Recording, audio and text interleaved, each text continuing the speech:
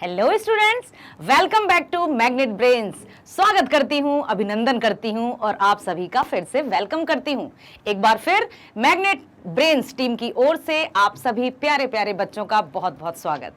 और आज हम फिर से हमारी ही हिंदी पाठ्यपुस्तक क्लास 10th की क्षितिज भाग 2 कविता पढ़ने जा रहे हैं, जो पाठ 8 से ली गई है, जिसके कवि हैं ऋतुराज। पाठ 8 कन्यादान कविता। और कन्यादान शब्द सुनते ही आपको भी कुछ याद आएगा कि आखिर ये किससे संबंधित है। साथ ही साथ ये पिक्चर आप देख सकते हैं जो कि दिखाई दे रहा है, वैवाहिक परंपरा है। यस, तो आज हम पढ़ेंगे कन्यादान कविता, जो कि कवि ऋतुराज द्वारा लिखी गई है। ठीक है बेटा, तो अच्छे से अपने मस्तिष्क को एकदम ओपन करके बैठिए, इंटरेस्ट के साथ सुनिए। और एक बात, इसमें जो भी बातें मैं आपको बताने वाली हूं, जो भी सीख माँ अपनी बेटी को देती है, तो यहाँ केवल और केवल ये कविता बेटियों के लिए नहीं है, ये आपके एज ग्रुप के लिए, हर एक बच्चे के लिए बहुत महत्वपूर्ण है। तो आप ये ना सोचेंगे ये तो लड़कियों वाली कविता है, लड़कियां पढ़ लें। नो बेटा, ध्यान से सुनिएगा, उसका एक एक शब्द आपके लिए बहुत बहुत बहुत बहुत महत्वपूर्ण है। तो बी एक्टिव, एक्टिव लिसनर बनना है हमें, पैसिव लिसनर नहीं बनना है। अच्छे से बैठ जाइए और ध्यान से सुनिएगा, ध्यान से सुनिएगा। तो सबसे पहले हम क्या करेंगे, सबसे पहले एज यूजुअल हम कवि परिचय देखेंगे। ओके, आइए। कवि ऋतुराज, यहां आप देख सकते हैं, कवि ऋतुराज का जन्म राजस्थान के भरतपुर जिले में सन 1940 में हुआ। उन्होंने राजस्थान विश्वविद्यालय जयपुर से अंग्रेजी में एमए किया और साथ ही साथ उन्होंने लगभग 40 वर्षों तक अंग्रेजी अध्ययन भी किया। ऋतुराज के अब तक के प्रकाशित काव्य संग्रहों में पुल पानी में, एक मरण धर्मा और अन्य, सूरत निरत तथा लीला अरविंद प्रमुख हैं। देखते हैं और क्या है।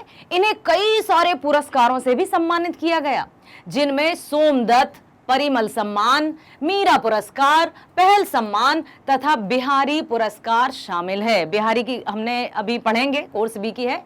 उन्होंने अपनी कविताओं में यथार्थ से जुड़े सामाजिक शोषण एवं विडंबनाओं को स्थान दिया। इसी वजह से उनकी काव्य भाषा लोक जीवन से जुड़ी हुई प्रतीत होती है। इनकी रचनाओं में, इनकी कविताओं में लोक जीवन मीन्स हमारा और आपका जीवन, एक वास्तविकता, एक यथार्थ से जुड़ी हुई इनकी रचनाएं होती हैं।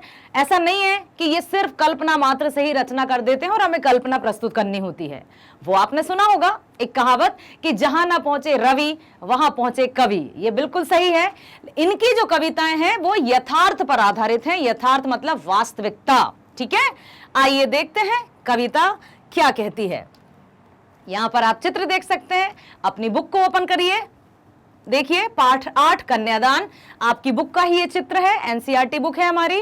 किस तरह से बेटी की विदा करते समय माँ उसको समझाती है, उसको सीख देती है, और वो सीख आप सबके लिए, इवन हम सबके लिए क्या महत्व रखती हैं। तो ध्यान से सुनिएगा, बहुत ध्यान से सुनिएगा, एक भी पॉइंट मिस ना हो पाए, इसलिए आप बहुत अच्छे से बैठिएगा, फुल ऑफ कंसंट्रेशन। ओके, अब देखिए इसमें हम क्या पढ़ने वाले हैं, क्या है कविता का सार, वो मैं बता देती हूं। विवाह के दौरान पहली ही पंक्ति है कि कितना प्रामाणिक था उसका बेटी का दान में देते वक्त, जैसे वही उसकी अंतिम पूंजी हो। अर्थात माँ के दुख का, माँ की व्यथा का और माँ की करुणा का यहाँ पर उदाहरण दिया है कवि ने। ठीक है, और साथ ही साथ माँ कहती है अपनी बेटी को कि जब कहीं जाओगी, क्योंकि बेटी अभी भोली सयानी, मतलब भोली है, सयानी नहीं हुई है, आप बच्चे हैं, आपको लगता है हम तो 10th में आ गए, अब भी मम्मी हमें चिल्लाती रहती हैं, अब भी हमें डांटती रहती है, मम्मी मैं बड़ा हो गया हूं, या मम्मी अब मैं तो समझती हूं ना। लेकिन बेटा बच्चे तो बच्चे होते हैं ना, तो अपने आप को बड़ा मत समझिए, अभी बड़े तो हमें होना ही है। बचपने को अच्छे से जी लीजिए और जो भी आपकी माँ पिता या बड़े आपके समझाते हैं उसको सुनिए और समझिए जरूर। ठीक है, तो यहां पर देखिए, प्रस्तुत कविता में कवि ऋतुराज ने माँ और बेटी के बीच होने वाली घटना का वर्णन किया है। जब एक माँ अपनी बेटी को शादी के बाद विदा करती है तो उसे ऐसा लगता है मानो वही उसकी अंतिम पूंजी हो। ऐसा लगता है मानो अब उसके हाथ से सब कुछ गया और अब उसके पास कुछ नहीं रहा है। उसके दुख को प्रमाणित करने की आवश्यकता नहीं है ना? कहते हैं ना, प्रत्यक्ष को प्रमाण की क्या आवश्यकता। तो मां का जो दर्द है, वो जो मोह है, इस बात से भयभीत करता है कि उनकी बेटी नए घर में जा रही है, कहीं उसे कुछ परेशानी ना हो या उसे कोई अत्याचार ना सहना पड़े। इन सब के कारण मां चिंतित होकर अपनी फूल सी बेटी को भले बुरे का पाठ पढ़ाने लग जाती है, जिसे जीवन में आने वाले दुखों का कोई बोध नहीं है। क्योंकि बच्चे तो बच्चे होते हैं, उनको लगता है जैसा हम इस परिवार में हैं। बच्चे मतलब ना सिर्फ बेटी, बेटों की भी बात कर रही हूँ, हाँ हाँ आप ही की बात कर रही हूँ। ये नहीं है कि लड़की पराये घर जाएगी तो हमें सिर्फ उसकी चिंता है, हमें आपकी भी चिंता है, क्योंकि आपको भी अपने कार्य करने के लिए, अपनी नौकरी के लिए, अपने पैरों पर खड़े होने के लिए घर से दूर तो जाना ही पड़ता है। तो ऐसे में हमें समाज की जो स्थिति है, जो मानसिकता है, उससे परिचित होना बहुत जरूरी है बेटा। अन्यथा हम कभी भी भ्रमित हो जाते हैं, किसी की भी बातों में आ जाते हैं और अंत में हम पछताते हैं और फिर हमें कुछ भी प्राप्त नहीं होता है ना। आपने वो सुना होगा ना, अब पछताए होत का जब चिड़िया चुग गई खेत। अर्थात जो बड़े बुजुर्ग माता पिता आपको समझाएं तो उसे ध्यान से सुनकर अपने जीवन में लागू जरूर कीजिएगा, उसको जरूर इंप्लीमेंट करिएगा, अपनाइएगा। ओके, पहली पंक्ति है, पहला पैराग्राफ है, कितना प्रमाणिक था उसका दुख लड़की को दान में देते वक्त, जैसे वही उसकी अंतिम पूंजी हो। माँ के दर्द, माँ की व्यथा, माँ की वेदना का वर्णन किया है आपने। आपके घर में भी शादियां हुई होंगी, है ना, दीदी की या चाचा की बेटी की, किसी ना किसी की तो शादियां हुई होंगी। और जब विदाई का माहौल होता है तो पहले लगता है कि नहीं, हम नहीं रोएंगे, हमें नहीं आएंगे आंसू, रोते क्यों हैं, अभी कल ही तो फिर वापस आ जाएगी। बहुत सारी बातें हैं, खासतौर से छोटे वाले भाई हैं ना जो आप लोग, वो बड़े कहते हैं कल ही तो आ जाएगी मम्मी, रोने की क्या बात है।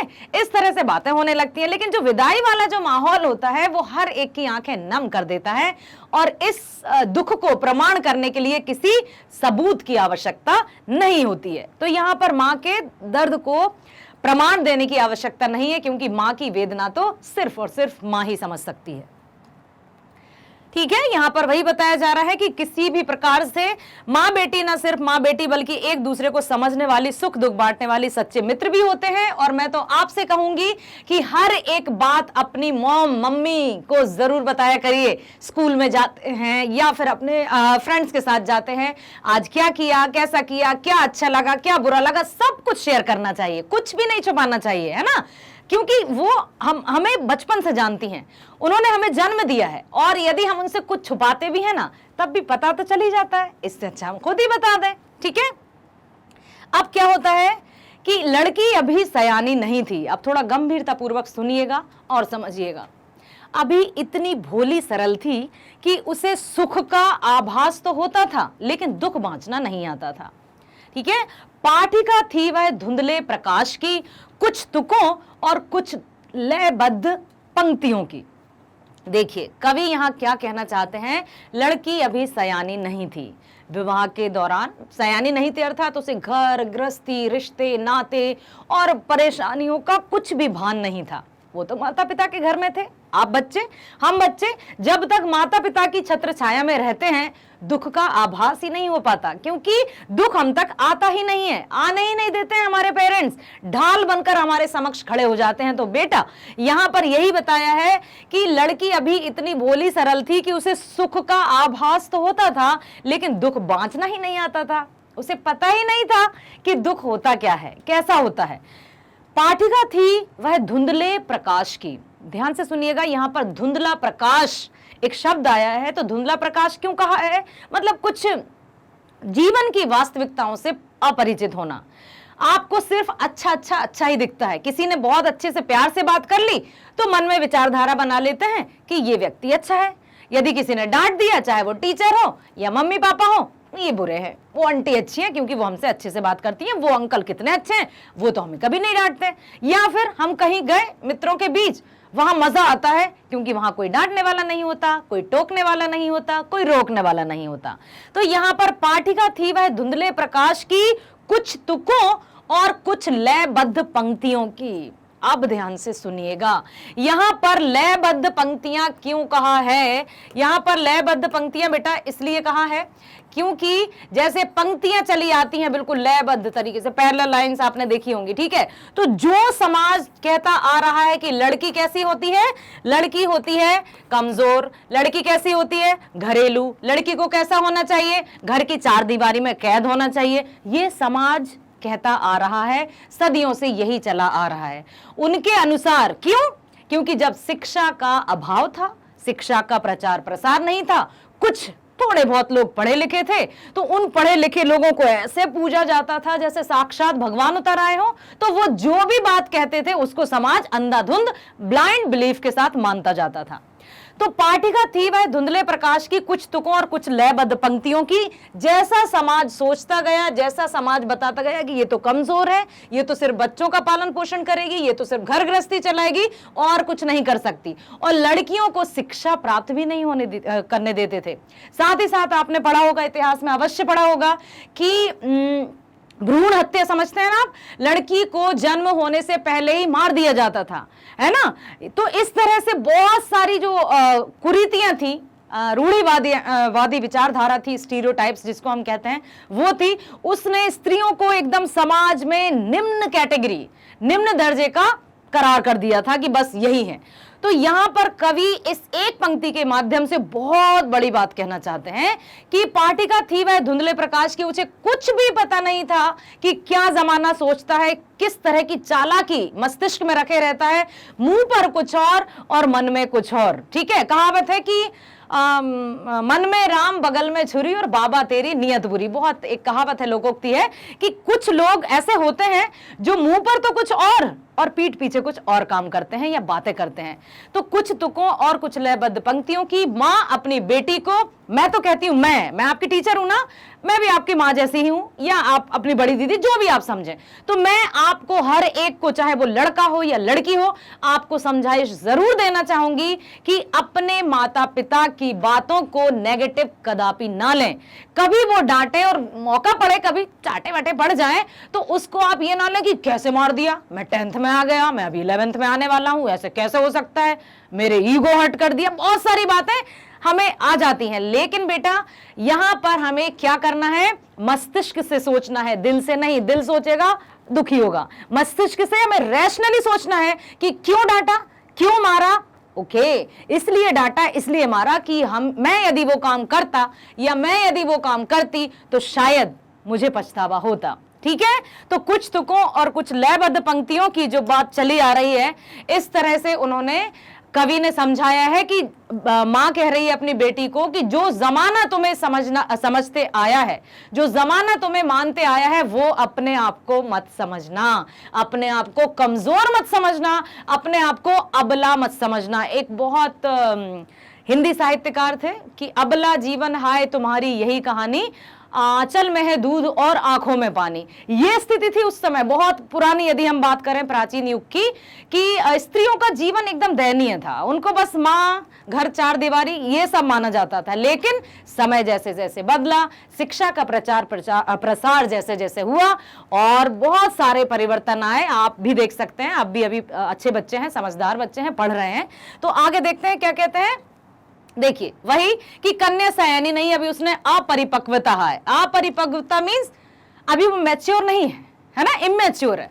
वह भोली भाली और मासूम बच्ची है, दुनियादारी से परे है, अपनी माँ से घर में उसको सुख मिला, उसे केवल खुशियों का ही अनुभव हुआ, इसलिए आने वाली परिस्थितियां कैसी होंगी, क्या होंगी, कुछ नहीं जानती है, सारी बातों से अनभिज्ञ।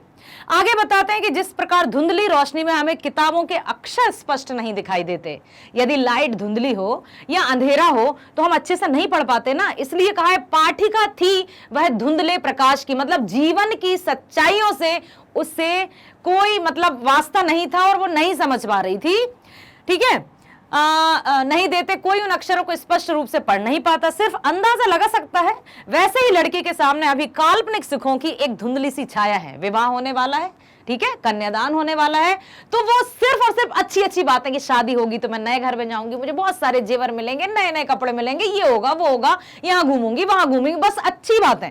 उसे क्या पता कि जो नया परिवार है वो कैसा हो, नए लोग हैं वो कैसे हो, किस कारण से किसके मन में क्या चल रहा है, कहीं लालच के वशीभूत होकर तो कोई ऐसा संबंध स्थापित नहीं करना चाहते हैं, बहुत सारी बातें। तो क्रिटिकली और रैशनली हमें हमेशा सोचते रहना चाहिए, ठीक है। उसे व्यवहारिकता का ज्ञान नहीं, ससुराल की परिस्थितियां, जिम्मेदारियां और संघर्ष उसको अभी कुछ भी अंदाजा नहीं है। वो सिर्फ बस इतना है कि मैं सज धज गई हूं, दुल्हन बन गई हूं, मैं सेंटर ऑफ अट्रैक्शन हूं, खुश हो गई हूं, बस घर जाकर ससुराल में जाकर जिम्मेदारियां भी निभानी है। यहां सिर्फ बेटी थी, वहां पत्नी, बहू, भाभी, चाची, मामी, पता नहीं कितनी सारी जिम्मेदारियों के साथ उसको अपना जीवन व्यतीत करना होगा, परंतु वो तो इससे अपरिचित है, वो तो इससे अनजान है, वो तो सिर्फ और सिर्फ खुशियों की ही कल्पना कर रही है, ठीक है। देखिए, फिर से देखिएगा, अच्छे से सुनिएगा। माँ ने कहा, बेटा बहुत ध्यान से सुनना है, माँ ने कहा पानी में झांक कर अपने चेहरे पर मत रीझना। माँ ने क्या कहा? पानी में झांक कर अपने चेहरे पर मत रीझना। आग रोटियां सेकने के लिए है, जलने के लिए नहीं, ठीक है। देखिए, वस्त्र और आभूषण शाब्दिक भ्रमों की तरह बंधन है स्त्री जीवन के। वस्त्र और आभूषण कैसे हैं? शाब्दिक भ्रमों की तरह बंधन। अब क्यों कहा ऐसा? माने ऐसा क्यों कहा कि पानी में झांक कर अपने चेहरे पर मत रीझना, अर्थात अपनी सुंदरता पर मोहित मत होना। स्त्री हो, लड़की हो, बहुत तारीफ करेंगे लोग तुम्हारी, स्वार्थ में आकर बहुत कई बार तुम्हारी ऐसे ही प्रशंसा कर देंगे, तो उस प्रशंसा में बह मत जाना। यदि प्रशंसा में तुम बह गई तो तुम्हें बाद में पछताना पड़ेगा। तो प्रशंसा, और एक बात बता दूं बेटा कि मान लीजिए, सबसे कहती हूं मैं, सिर्फ लड़कियों को नहीं, हर एक बच्चे को यहां पर शामिल करना चाहूंगी। आप अभी बच्चे हैं, बहुत अनजान है, छोटे छोटे पौधे हैं, ठीक है, तो वृक्ष बनने में अभी आपको टाइम है। तो यहां पर बताना चाहते हैं कि अपने चेहरे पर मत रीझना, प्रशंसा में मत आना। मान लीजिए आप कोई बहुत अच्छा कोई गीत गाते हैं, कोई डांस करते हैं, कोई कविता सुनाते हैं, या कोई भाषण देते हैं, या कहीं भी कोई कंपटीशन में आप प्रतियोगिता में भाग लेने गए हैं, ठीक है, आपकी बात बता रही हूं। अब वहां पर बहुत सारी भीड़ है, 200 लोग हैं। अब उस भीड़ में आपके काव्य के या भाषण के तुरंत बाद कोई एक व्यक्ति आता है और कहता है, गजब गजब कर दिया बेटा तुमने, तुमसे अच्छा तो मैंने आज तक कोई वक्ता ही नहीं देखा, या तुमसे अच्छा तो कोई नृत्य करने वाला ही नहीं देखा। तारीफों के पुल बांधे जा रहे हैं, अलंकार हमने पढ़े ना, अतिशयोक्ति अलंकार किए जा रहे हैं। अब हम क्या करेंगे? हम उसकी तारीफों में अपने आप को बहुत खुश, बहुत प्रसन्नचित महसूस करेंगे कि क्या वंदा है, मतलब इतने लोगों में सिर्फ एक समझदार व्यक्ति है जो मेरी प्रशंसा कर रहा है। हम उसकी बातों में आ जाएंगे और वो कहेगा, उसके मन में हो सकता है कोई स्वार्थ हो, तो प्रशंसा, यदि हमने कोई प्रशंसनीय काम किया है तो भीड़ से तालियों की आवाज आएगी, और एक नहीं 50 लोग आपकी तारीफ करेंगे। लेकिन जहां कहीं आपको लगे कि कुछ एक ऐसा हो रहा है, उनकी बातों में मत आ जाना। बच्चे हो, अभी जीवन बहुत छोटा है आपका, मतलब अभी तक जो हुआ है, अभी आगे आगे हर एक पड़ाव, हर एक कदम आपको अनुभव देता है, और अनुभव ही हमें जीने की कला सिखाता है, ठीक है। अब माँ ने क्या कहा? आग रोटियां सेकने के लिए है, जलने के लिए नहीं। आपने देखा होगा पुराने या कहीं इतिहास में सुना होगा कि पहले क्या क्या होता था? जाति प्रथा थी, है ना, बाल विवाह था, दहेज प्रथा थी। दहेज प्रथा का बोलबाला तो इतना खतरनाक था कि दहेज ना देने पर बेटी को ससुराल वाले जलाकर मार भी देते थे, ऐसा भी होता था। इसलिए यहां पर यह उदाहरण दिया है कवि ने, ऋतुराज जी ने, कि आग रोटियां सेकने के लिए है, जलने के लिए नहीं। कभी कभी आत्मदाह भी कर लेती थी लड़कियां। आत्मदाह मीन्स स्वयं भी जलकर मर जाती थी, क्योंकि वो ससुराल के दुख से, प्रताड़ना से इतनी कमजोर हो जाती थी। अब वो ये सोचती थी कि माता पिता के पास जाऊं भी तो कैसे जाऊं, क्योंकि बंधन है, इतने सारी जिम्मेदारियां, घर से बाहर कदम रखने दे तब तो, ठीक है। तो बहुत सारी ऐसी बातें हैं। तो माँ ने कहा कि अपने चेहरे पर भी मत रीझना। ऐसा नहीं है कि किसी ने प्रशंसा की और तुम उनकी बातों में आ गए और चलो, ठीक है। साथ ही साथ आग रोटियां सेकने के लिए है बेटा, जलने के लिए नहीं। कितनी भी विपरीत परिस्थितियां क्यों ना आ जाए, कितनी भी कठिन परिस्थितियां क्यों ना आ जाए, अपने हौसले को कभी मत खोना। अपने आप का जो आत्मविश्वास है उसको छोटा कभी मत होने देना, क्योंकि अक्सर, जैसा अभी मैंने बताया कि कन्याएं अपने आप का दहन भी कर लेती थी, जल भी जाती थी स्वयं भी। तो आग सिर्फ रोटियां सेकने के लिए है, जलने के लिए नहीं। इस बात का ध्यान रखना कि अपने संस्कारों को, परवरिश को, मर्यादाओं को अपने मन में सहेज कर रखना, लेकिन इनको कमजोरी मत बनने देना। ये मत बनने देना कि अच्छा मैं संस्कारी हूं या मैं नहीं जवाब दे रही हूं तो आपसे कोई भी कुछ कहता जाए और हम सुनते जाएं, कदापि नहीं। जहां बात हो कि कुछ अन्याय वाली बात है, अपनी आवाज को उठाना है, बिल्कुल उठाना है बेटा। आपसे ही कह रही हूं मैं कि चुपचाप से सुनते नहीं रहना है। बस ये याद रखना है कि हम जो कह रहे हैं उसको कहने का साहस तो हम में आ जाता है, लेकिन कभी कभी हम सलीका भूल जाते हैं। तो सच कहने के लिए भी साहस प्लस सलीका, मतलब किस तरह के से हम अपनी बात को रखें, वो जरूर हमें आना चाहिए। वस्त्र और आभूषण शाब्दिक भ्रमों की तरह बंधन है स्त्री जीवन के, शाब्दिक भ्रमों की तरह। अब भी मैंने बताया आपको कि प्रशंसा में आकर हम अपने मस्तिष्क का जो बुद्धि है, विवेक, उसको खो देते हैं और भावनाओं में बह जाते हैं। ये जो शाब्दिक भ्रम बहुत खतरनाक होते हैं, बेड़ियों की तरह। बेड़ी मीन्स बंधन, जंजीरें। ऐसा लगता है कि यदि कोई हमारी प्रशंसा करता जाएगा, तारीफें करते जाएगा, हमें कोई उपहार देता जाएगा, तो हम उसकी बातों में आते जाते हैं, आते जाते हैं, आते जाते हैं, और हम अपना आत्मसम्मान खोते जाते हैं। इट्स बेटर कि हम किसी से ना कुछ लें और ना किसी को कुछ दें। अपने आप में जियो ना भाई। हमारे पास जो है वो बेस्ट है, I am the best. Last previous video जो हमने देखा था, मैंने उसमें डॉक्टर एपीजे अब्दुल कलाम के 5 सेंटेंसेस आपको बताए थे ना। I am the best, I can do it, God is always with me, I am a winner and today is my day, of course. ठीक है, तो वस्त्र और आभूषण शाब्दिक भ्रमों की तरह बंधन है स्त्री जीवन के, इनमें कभी भी नहीं उलझना। अक्सर क्या होता था कि विवाह के समय बहुत सारे आभूषण, सोने चांदी हीरे, पता नहीं क्या का चढ़ावा चढ़ गया। बेटी को इतना सारा दहेज तो दिया है, साथ ही साथ ससुराल वाले इतना सिर से लेकर पैर तक उसको देवी लक्ष्मी का रूप बना दिया, बहुत सारे गहने जेवर बढ़ा दिए। अब ससुराल वाले कुछ भी कहेंगे, लड़की चुप। क्यों? इतना सारा पहना भी तो हूं मैं इनका, मत पहनो ना, क्या आवश्यकता है। अर्थात उस बात को या उनके सामने हम झुक जाते हैं जिनके एहसानों के तले दबे होते हैं। एहसानों के तले हमें नहीं दबना है, हमारे पास जो है उसमें हमें संतोष के साथ अपना जीवन व्यतीत करना है। देखिए, माँ कहती है कि अपनी सुंदरता पर अभिमान कभी मत करना, क्योंकि ये तो अस्थायी होती है ना, स्थायी तो है नहीं। पत्ते की तरह जीवन चक्र, हमने आत्मकथ्य पढ़ी थी कविता प्रीवियस वीडियो में, कि जीवन कैसा है, एक कोपल, छोटा सा पत्ता या बड़ा पत्ता या पत्ता सूखकर गिर गया, खत्म। ठीक इसी प्रकार से हमारा ये शरीर है। बच्चे थे, थोड़े बड़े हुए, फिर और बड़े हुए, युवा हुए, बुढ़ापा आया, झुर्रियां हो गई, पूरा बिल्कुल एकदम चला गया, और अंत में हिंदी में हो गया समापन। अर्थात अपने इस मोह जाल में कभी मत फंसना, क्योंकि ये तो स्थायी है ही नहीं। स्थायी है तो सिर्फ आत्मा, और आत्मा को यदि हम पवित्र रखेंगे तो परमात्मा हमारी आत्मा में निवास करेगा। बिल्कुल सही है। आगे कहती है कि आग रोटियां सेकने के लिए होती है, उंगलियां जलाने के लिए नहीं। तुम्हें अपनी रक्षा स्वयं करनी होगी। यदि कोई तुम्हें उस आग में जलाने का प्रयास करे तो तुम उसे रोकना, उसका विरोध करना, उसे सफल मत होने देना, क्योंकि तुम तो वो शक्ति हो जिसके आगे कोई नहीं टिक पाता। ठीक है, दो पंक्तियां मुझे याद आ रही हैं। चरित्र जब पवित्र है तो क्यों है ये दशा तेरी, ये पापियों को हक नहीं कि ले ये परीक्षा तेरी। ठीक है, इसी तरह से कुछ पंक्तियां हैं।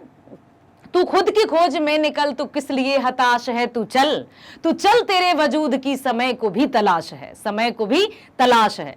जो तुझसे लिपटी बेड़ियां, समझना इनको वस्त्र तू, जो तुझसे लिपटी बेड़ियां, समझना इनको वस्त्र तू, ये बेड़ियां पिघाल के बना ले इनका अस्त्र तू, ये बेड़ियां पिघाल के बना ले इनका अस्त्र तू।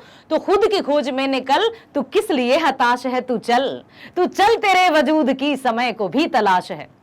चूनर उड़ा के ध्वज बना, गगन भी कप कपाएगा, चूनर उड़ा के ध्वज बना, गगन भी कप कपाएगा। अगर तेरी चूनर गिरी तो एक भूकंप आएगा। अगर तेरी चूनर गिरी, अर्थात यदि तेरे मान सम्मान को कोई आहत करता है तो तू जिस तरह से देवी दुर्गा का रूप है ना, काली का रूप भी धारण कर सकती है। अपने आप को कमजोर नहीं समझना है। ठीक है, चूनर उड़ा के ध्वज बना, गगन भी कप कपाएगा। अगर तेरी चूनर गिरी तो एक भूकंप आएगा। तू चल तेरे वजूद की समय को भी तलाश है। यहां पर कवि ऋतुराज ऋतुराज ने यही कहा है कि यदि कोई तुम्हें उस आग में जलाने का प्रयास करे कोई, तो तुम उसे रोकना, उसका विरोध करना, उसे सफल मत होने देना। कवि यहां दहेज के लालचियों पर निशाना साधते हुए कहना चाहते हैं कि किस तरह से लोग दहेज के लिए अपनी बहू को आग के हवाले करने से भी नहीं चूकते थे। अब तो ऐसा नहीं है। और आगे कवि मां के माध्यम से बेटी को सीख दे रहे हैं कि तुम वस्त्र, आभूषण आदि के मोह में मत फंसना। ये सब सुंदरता तो बढ़ाते हैं, किंतु महिलाओं के लिए बंधन भी हो जाते हैं। ठीक है, मां इन सब सामानों को स्त्रियों के लिए बेड़ियां मानती है। जो तुझसे लिपटी बेड़ियां समझना इनको वस्त्र तू, ये बेड़ियां पे घाल के बना ले इनका अस्त्र तू, और नहीं चाहती कि उसकी बेटी किसी बंधन में बंधी रह जाए। ठीक है, इस तरह से अपने आप को आत्मसम्मान के साथ अपना जीवन व्यतीत करना है। मनुष्य जीवन बहुत खूबसूरत है, सबसे अच्छा, सबसे अनमोल। मां ने कहा लड़की हो ना, पर लड़की जैसी दिखाई मत देना। अब ये बड़ा अटपटा है, आप सोच रहे होंगे ये कैसे होगा। मां ने कहा लड़की हो पर लड़की जैसी दिखाई मत देना। अब देखिए बेटा, फिर मैं आपको बताती हूं कि मां ने ऐसा क्यों कहा कि लड़की तो हो पर लड़की जैसी दिखाई मत देना। बताती हूं आपको कि क्यों कवि ने ऐसा कहा।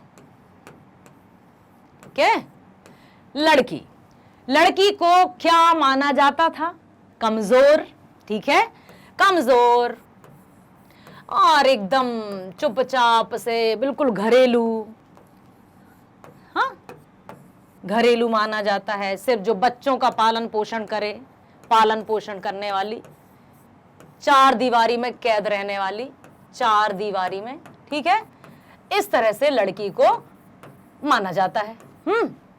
ऐसे ही माना जाता है ना। मां ने कहा लड़की होना पर लड़की जैसी दिखाई मत देना, अर्थात जो समाज तुम्हें देखता है, जो समाज, जिस तरह से जो समाज के ठेकेदार हैं, जो पुरुष वर्चस्व बताना चाहते हैं कि पुरुष ही समाज की शान है, पुरुष ही समाज की आन है, इस तरह से उन पर व्यंग किया है ऋतुराज जी ने कि लड़की तो हो पर लड़की जैसी दिखाई मत देना। अर्थात जैसा समाज आपको देखना चाहता है ना, वैसा अपने आप को मत दिखाना, क्योंकि तुम तो बहुत शक्तिशाली हो, तुम तो बहुत ताकतवर हो, तुम्हारे अंदर तो इतनी सहन शक्ति है कि किसी के अंदर भी नहीं। मां का रूप जब लेती है, मां 9 महीने अपनी कोख में बच्चे को रखती है, उसके बाद जन्म देती है, उससे बड़ी शक्ति, उससे बड़ी सहन शक्ति तो कोई भी नहीं है ना। आपने सुना होगा कि परमात्मा स्वयं धरती पर नहीं आ सका तो उसने मां को बना दिया। ये है मां और वो है लड़की। ठीक है, तो हमें अपने जीवन में हमेशा लड़कियों के प्रति, स्त्रियों के प्रति सम्मान की भावना रखनी चाहिए, क्योंकि हम जिससे, मतलब हमारा जन्म जहां हुआ वो मां ही है, वो एक लड़की ही थी, वो एक स्त्री थी, जिसके कारण हम इस धरा पर आए। तो इस बात का ध्यान रखिएगा। ठीक है, ओके। तो बेटा यहां पर मां ने कहा लड़की होना पर लड़की की तरह दिखाई मत देना, कि जिस तरह से जमाना हमें देखते आया है, लड़कियों को समझते आया है, वो हमें नहीं दिखना है। बेटी सशक्त बने, कमजोर या दबी कुचली अबला नारी ना रह जाए, वह अपनी समस्याओं का हल स्वयं खोजे, किसी पर भी आश्रित ना रहे, खराब परिस्थितियों का सामना डट कर करे। समाज के स्त्रियों का शोषण होता है क्योंकि उन्हें कमजोर माना जाता है। स्त्रियों के गुण दया, क्षमा, शीलता, विनम्रता, इनको ध्यान से सुनिएगा। देखिए, स्त्रियों के जो गुण हैं, क्षमा, शीलता, विनम्रता, लज्जा, उनका आभूषण है। और इन आभूषणों को ही समाज में क्या मान लिया जाता है? उनकी कमजोरी। कि क्षमाशीलता, यदि मान लीजिए उनके साथ कोई छोटी मोटी बात कह जाता है तो वो सोचती है कोई बात नहीं, माँ का रूप होता है ना, चलो क्षमा कर देते हैं। और एक क्षमा को क्या मान लिया जाता है? कमजोर है, क्योंकि हमारा सामना नहीं करने वाली कर पाएंगी, इसलिए हमको क्षमा कर दिया है ना। दूसरा विनम्रता। विनम्रता अर्थात पोलाइटनेस को भी बड़ा कमजोर सा मान लिया जाता है कि ये तो बहुत विनम्र है। तो विनम्र तो रहना है, लेकिन विनम्रता की आड़ में दब्बूपन नहीं दिखाना है। जहां मौका आए, जहां अवसर आए, जहां लगे कि मुझे तो अपना काम करना है, मुझे अपनी बात रखना है, तो अवश्य रखिएगा, पीछे मत हटिएगा। लज्जा, हया, शर्म, है ना।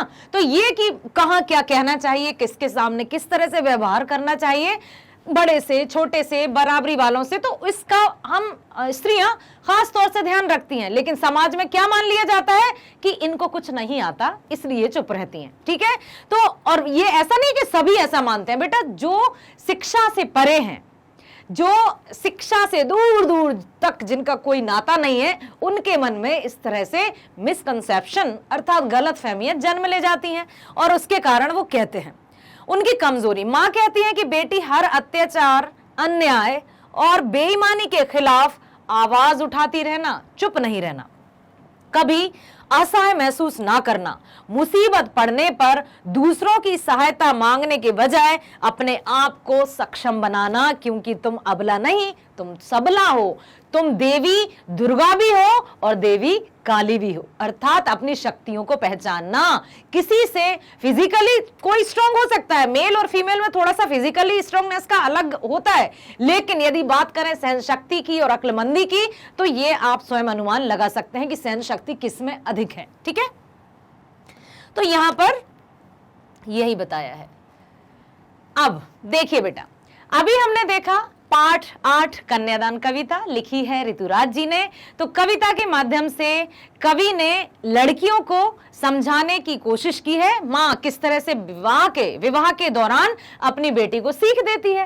सीख देते देते वो सारी जीवन की हकीकतों से उनको वाकिफ कराती है। यहाँ पर मैंने ना केवल सिर्फ और सिर्फ आप मीन्स लड़कियों के लिए ही बात कही, बल्कि आपकी उम्र के हर एक बच्चे के लिए मैंने ये बात कही है कि अभी आप भोले ही हैं, अभी आप सबको सिर्फ सुख का आभास तो है, परंतु दुख बांचना नहीं आता, क्योंकि अभी आप बच्चे हैं, माता पिता की छत्र छाया में हैं। आपको नहीं पता है स्थितियां कितनी भयंकर हो सकती हैं, कितनी खतरनाक हो सकती हैं। तो अपने आप को ऐसा नहीं कि परिस्थिति के हम सामने ही ना ले जाएं या परिस्थिति का हम सामना ही ना करें और घर में दुब के बैठे रहें, ऐसा भी नहीं करना है। हर एक परिस्थिति का सामना तो करना है, लेकिन अपने बड़ों की सीख भी अवश्य लेनी है। अपने बड़े जो हमसे कहते हैं, कभी कभी नहीं लगता कि क्यों टोक रही हैं, मत टोको ना, जब देखो जब टोकती रहती, मम्मी की आदत है, ऐसे डायलॉग्स हम कहने लगते हैं। लेकिन बेटा वो नहीं बोलती, उनका अनुभव बोलता है कि बेटा टाइम से घर आना है ना, ज्यादा देर मित्रों से चपड़ चपड़ मत करना, कुचर पचर मत करना। क्यों? क्योंकि फिर समय की बर्बादी होगी, आपको और भी कई कार्य हैं। उनका मना करने का तात्पर्य ये नहीं कि वो 24 घंटे आप उनको अपने पास में रहना चाहती हैं, आपको अपने पास में रखना चाहती हैं, अर्थात समय के महत्व को समझाना चाहती हैं। 24 घंटे होते हैं, चाहे कोई बहुत सफल व्यक्ति हो उसके पास भी 24 घंटे हैं, चाहे कोई नहीं सफलता प्राप्त कर पाया या असफल हो उनके पास भी 24 घंटे हैं। तय आपको करना है कि किस तरह से प्रतिपल का यूज करना है, उपयोग करना है। ठीक है बेटा, तो ये हमने पढ़ा। और मैं आज आपको बताना चाहूंगी मैग्नेट ब्रेन्स में किस तरह से आप जाएंगे, हर एक चैनल को, हर एक विषय के लिए आप क्या क्या जानकारी चाहते हैं। जैसे ही आप क्रोम पर जाइए, है ना, क्रोम पर आप मैग्नेट ब्रेन्स टाइप करेंगे, ठीक है, टाइप करने के साथ ही आपको इस तरह से वहां पर दिखाई देगा भौतिक विज्ञान, रसायन विज्ञान, गणित, सामान्य अंग्रेजी, हिंदी, सामाजिक विज्ञान, इस तरह से आपको ये चार्ट दिखाई देगा वहां पर पूरा। अब आपको क्या चुनना है, मान लीजिए आप हिंदी पढ़ना चाहते हैं तो आप हिंदी पर जाएंगे। जैसे ही आप यहां पर क्लिक करेंगे तो आपको इस तरह से हिंदी से संबंधित संपूर्ण जानकारी आ जाएगी। फिर आपको कहीं भटकना नहीं पड़ेगा, क्योंकि यदि आप डायरेक्ट चैनल पर जाएंगे, होम पेज पर जाएंगे, तो वहां आप हिंदी का कब तक स्क्रॉल करेंगे, कब तक ढूंढेंगे, और आप मतलब हौच-पौच हो जाएगा ना कि अब मुझे हिंदी पढ़ना है और अब मैं कब तक ढूंढता रहूं, क्या पता कौन सी डेट का था, कौन सा चैप्टर मुझे पढ़ना है, तो बड़ी मुश्किल हो जाएगी ना सर्चिंग करने में या ढूंढने में। इसलिए आप इस तरह से जाएंगे। अब आ गए आप हिंदी के चैनल पर, है ना, हिंदी के चैनल पर जैसे ही आप आते हैं हिंदी के पेज पर, तो आप देखेंगे यहाँ पाठ्यक्रम परिचय, है ना, पाठ्यक्रम में सिलेबस। अब उस सिलेबस में आपको मान लीजिए पाठ 1 है, तो पाठ 1 की आपको व्याख्या देखना है, प्रश्नोत्तर देखना है या बहुविकल्पीय प्रश्न देखना है। जो भी आप देखना चाहेंगे बस उस पर क्लिक करिए तो वो पेज आपके सामने आ जाएगा। मान लीजिए आपको ये देखना है, ठीक है, तो यहां पर सिलेबस देखना है। मान लीजिए आपको पाठ्यक्रम पर हमने टिक किया कि हमें तो पता ही नहीं कि शुरू से अंत तक हमें पढ़ना क्या है। पाठ्यक्रम पर हमने जैसे ही क्लिक किया तो ये वाला पेज आ जाएगा। इस पेज के माध्यम से आप देख पाएंगे कि कोर्स 1 की बुक्स भी दिखाई दे रही हैं, ये तो हमें पता ही नहीं ये क्या है, ये कोर्स बी की बुक्स हैं। या कोर्स बी वाले तुरंत ये देख लेंगे, अरे ये तो हमारे कोर्स की बुक है, अच्छा अच्छा, स्पर्श और संचयन ये तो हमारी है, तो वो सोचेंगे अच्छा ये भी हिंदी की बुक्स है।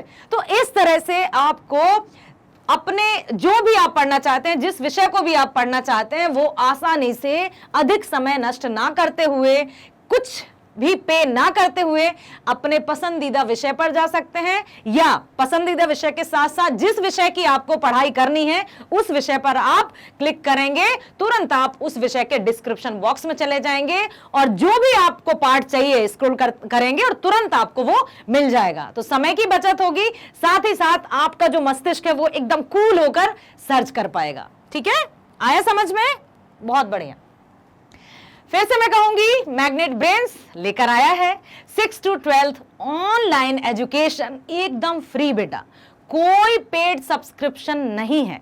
कभी भी आपसे ये नहीं कहा जाएगा कि अचानक से कुछ आ गई सूचना सूचना सूचना कि अब आपको इतने हजार देना है, इतने लाख देना है, तब जाकर आप पढ़ाई करेंगे। कदापि नहीं, कभी नहीं।